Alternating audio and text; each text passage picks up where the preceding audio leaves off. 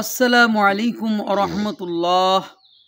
প্রিয় বন্ধুরা, যারা আমাদের ভিডিওটি কাছ থেকে বা দূর থেকে, দেশ বা প্রবাস থেকে দেখছেন, সকলে প্রতি জানায় আন্তরিক মুবারকবাদ ও সালাম।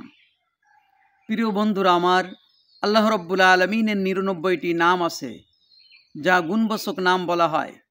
এই গুণবাচক নাম আমরা আজকে ২০টি আলোচনা করব অর্থসহ।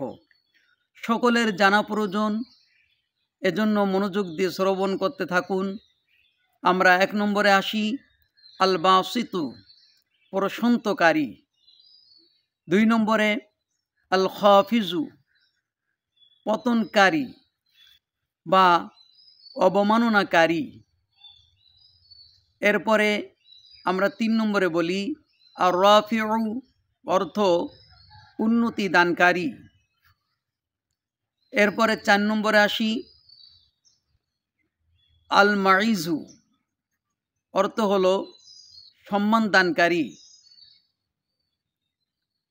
৫ নম্বরে আসি আল মাজিলু বা আল মাজিল্লু বলা যায়, আল মাজিল্লু, অপমানকারী। ৬ নম্বরে আল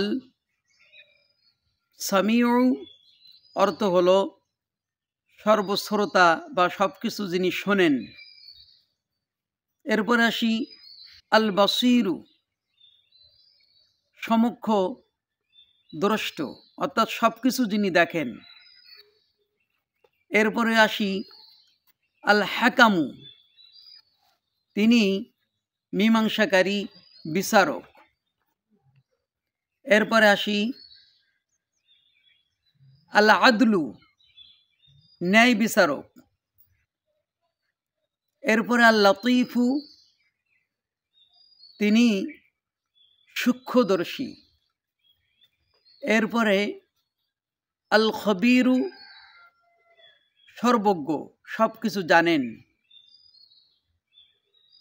আল হালিমু, অত্যন্ত ধৈর্যশীল। এরপর আল আজিমু, তিনি মহান।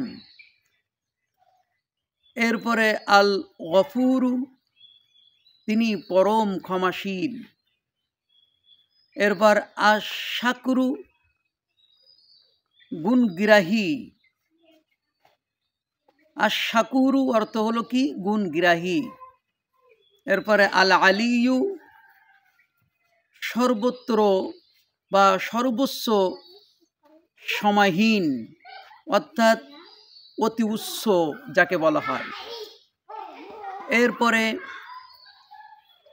আল কাবিরু, সুমহান, অতি বড়। আল হাফিজু, তিনি মহারক্ষক। এরপরে আসি আল মুকিতু, অর্থ হলো সকলের আহার দাতা। এরপরে আমরা শেষে আসি আল হাসিবু, অর্থ তিনি হিসাব গ্রহণকারী।